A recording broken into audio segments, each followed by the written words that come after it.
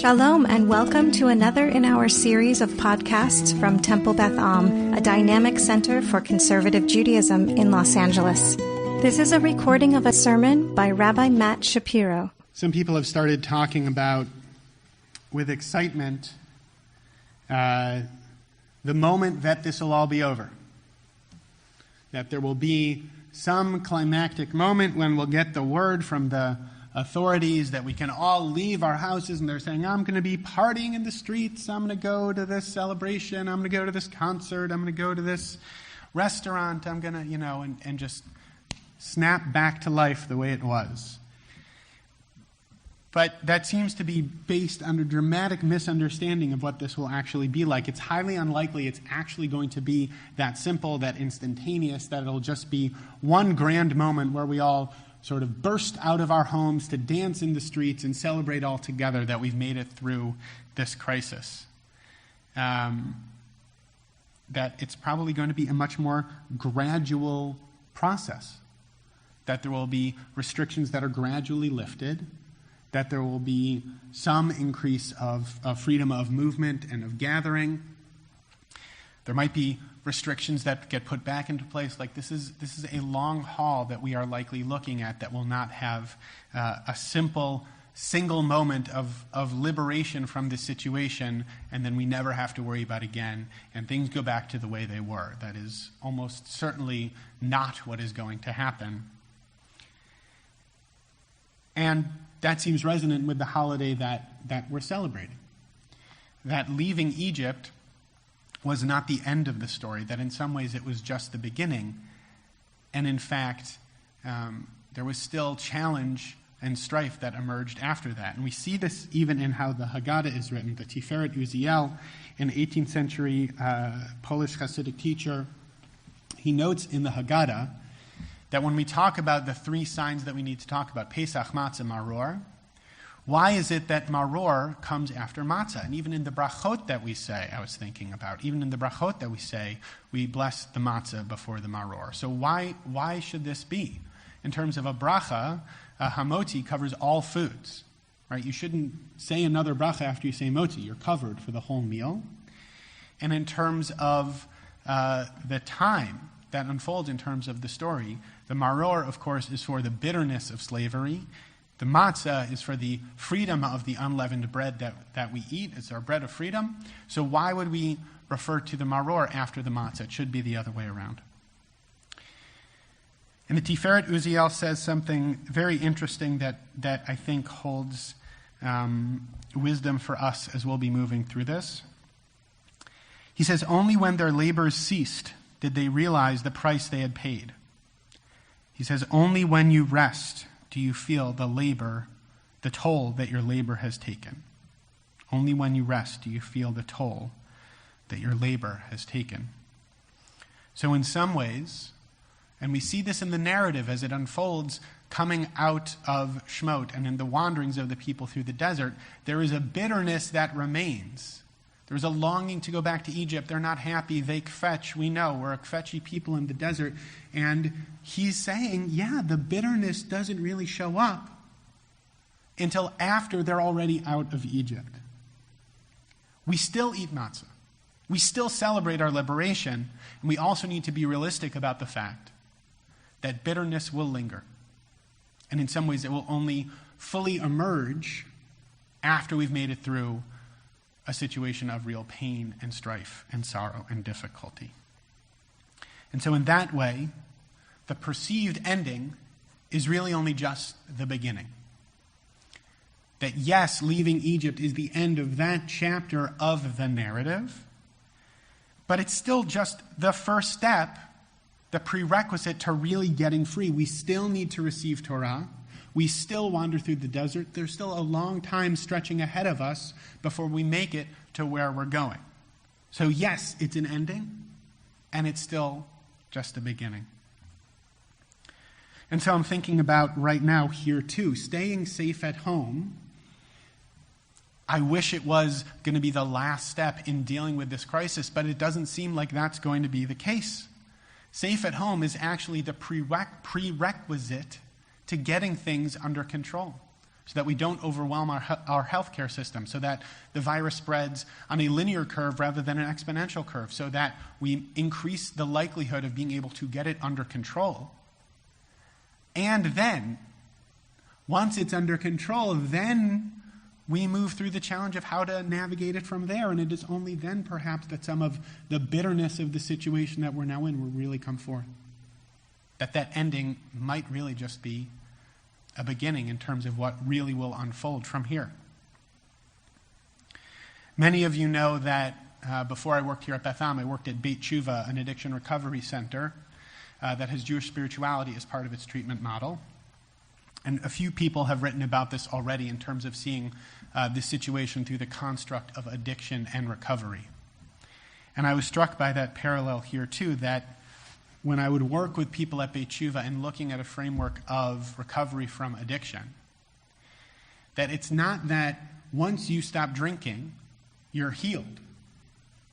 No. Once you stop drinking, that's what then makes it possible for you to move forward, that the cessation of the addictive behavior is just the start, just the first step to a process that has bitterness and challenge and difficulty, but you can't engage in that process until you've stopped drinking, right? Only then can you look at the wreckage of your past. Only then can you start to mend relationships. Only then can you start to self-reflect to see how you don't go back to those patterns again.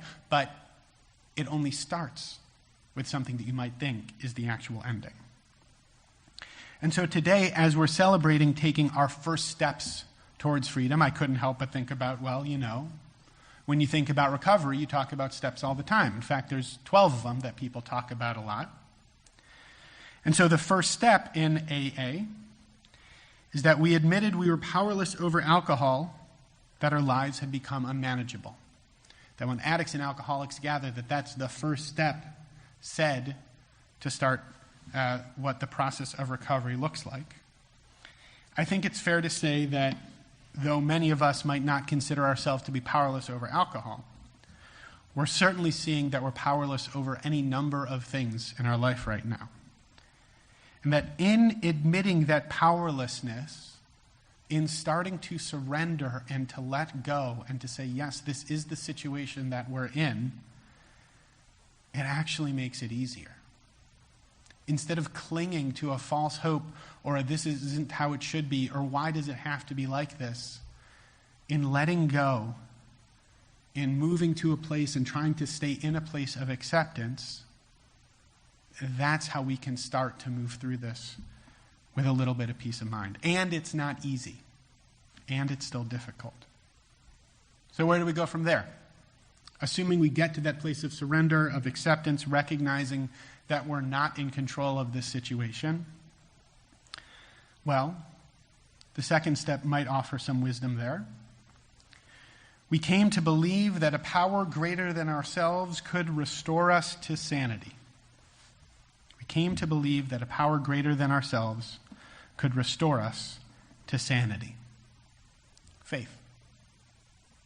Trust. If I can come to some kind of faith and trust and hope that there's a way forward, I could be restored to some sanity. Have you noticed? I've noticed more, I think, in the past month and a half, people have been telling me, and I've been telling people to stay sane. Have you been hearing that? Stay sane, stay safe. Stay safe, stay sane. That's become sort of a refrain that we're offering each other because, man, it is feeling like a crazy time. So how do we restore ourselves to sanity? Whatever your sense of a power greater than yourself might be. It could be God. It might not be God. It might be community.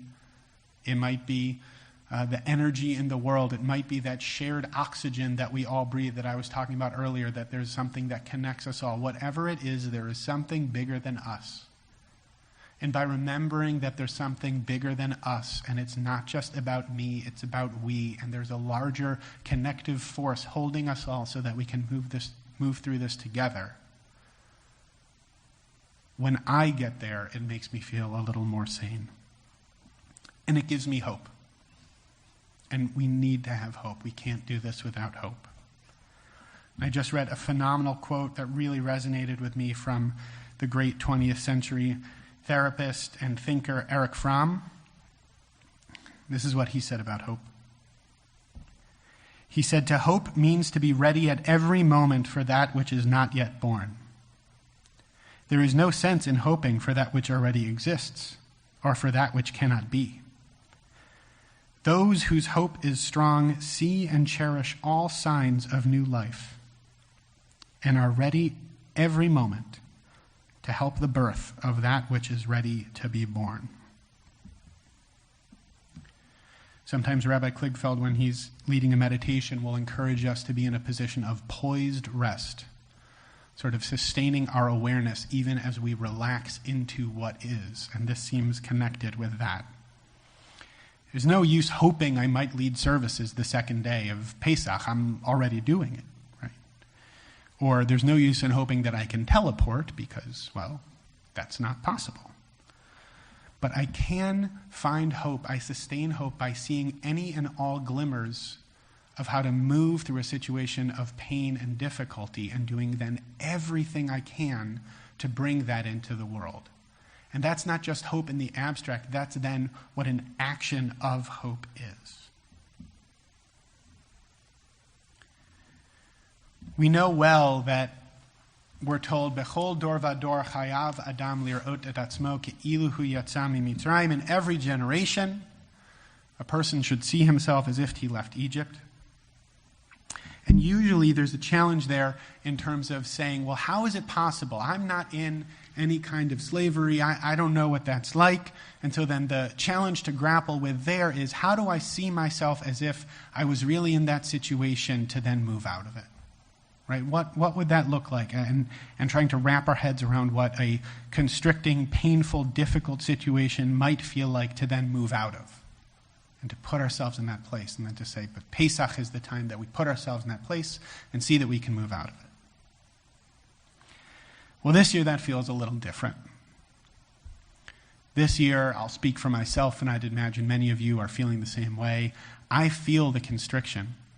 I feel the narrowness of Egypt. I feel more than I've ever felt in my life, restriction and constriction and narrowness and being held in a situation for which it feels like, in dark moments, like there really might not be an escape. So for me this year, there's a different focus.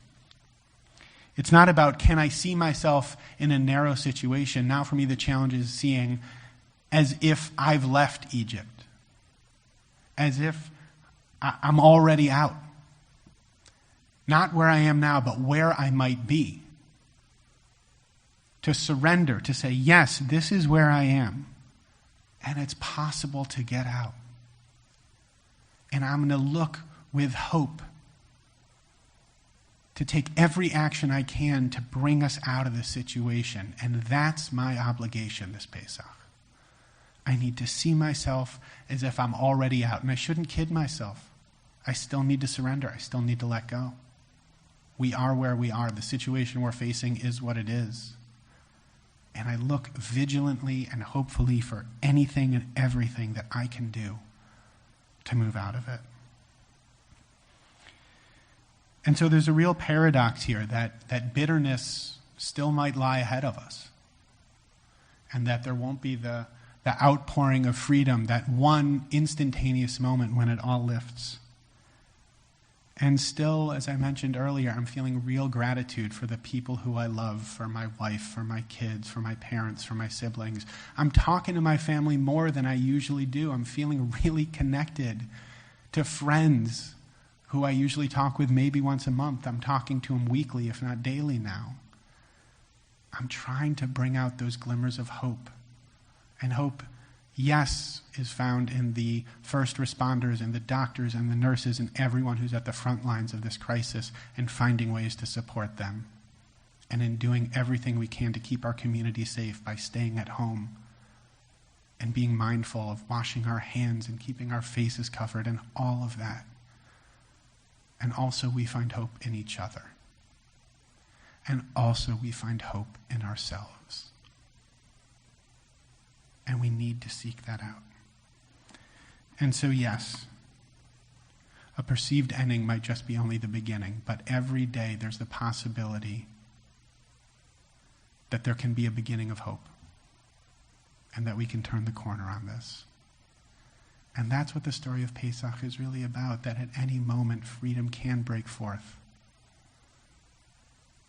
And our tradition tells us that that's not an option, that's actually an obligation. We have to see ourselves as if we're already out.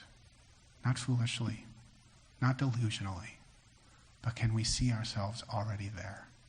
We have an obligation to see ourselves that way. We're going to get out of this. Pesach tells us we have to see that. And that's an incredible gift. You have been listening to another in our series of podcasts from Temple Beth Am, a dynamic center for conservative Judaism in Los Angeles. If you enjoy these podcasts, we invite you to write a review on the Apple Podcast site or wherever you get your podcasts. For more information about Temple Beth Am Los Angeles, go to tbala.org.